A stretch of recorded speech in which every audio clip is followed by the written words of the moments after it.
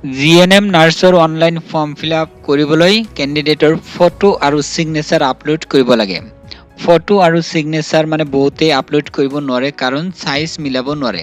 এই ভিডিঅ'ৰ জৰিয়তে জনাই দিব সহজ পদ্ধতিত কেনেকৈ মানে ফটোৰ আৰু ছিগনেচাৰ সাইজ মিলাব লাগে।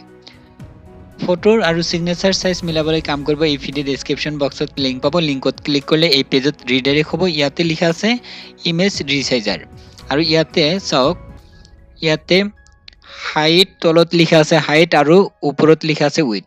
ইয়াতে দি দিছে ইয়াতে কৈছে ফটোৰ হাইট হ'ব লাগিব 250 পৰা 320 লৈকে। তো 320 লৈকে আমি হাইট দিব পাৰিম। ইয়াতে ক'ত লিখা আছে তলত লিখা আছে হাইট 320 লৈকে দিব পাৰিম। মই হাইটটো 300 সিলেক্ট কৰিছো। 300 ইয়াতে মই 300 মানে এন্টাৰ কৰিছো 300। তাৰ পিছত উইথ কিমান কৈছে তলত লিখা আছে উইথটো 220 লৈকে দিব পাৰিম। এতিয়া মই কি কৰিম ইয়াতে উইথ ইয়াতে 220 কৈছে তো মই 200 সিলেক্ট কৰিছো।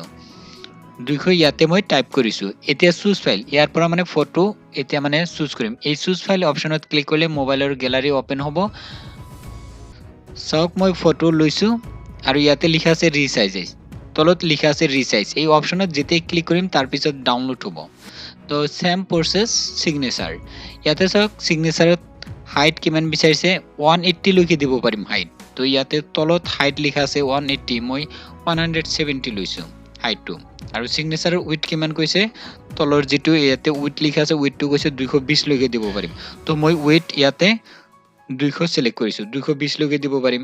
তাৰ পিছত কাম কৰিম এই চুজ ফাইল অপচনত ক্লিক কৰি সিগনেচাৰ আপলোড কৰি তাৰ পিছত এই ৰিসাইজ অপচনত ক্লিক কৰি দিম। তাৰ পিছত ডাউনলোড হ'ব। এতিয়া কাম কৰক এই ভিডিঅ' ডেছক্ৰিপশ্যন বক্সত লিংক দিছো। লিংকত ক্লিক কৰি এই ফটোৰ সাইজ ৰিসাইজ কৰি আপলোড কৰক। নিজে নিজে পাৰিব এইখিনি কাম ঘৰতে বহি কোনো ধৰণৰ এপ্লিকেশ্যন ডাউনলোড কৰিব নালাগে। ভিডিঅ' ডেছক্ৰিপশ্যন বক্সত লিংক দিছো। লিংকত ক্লিক কৰি এতিয়া ৰিসাইজ কৰক।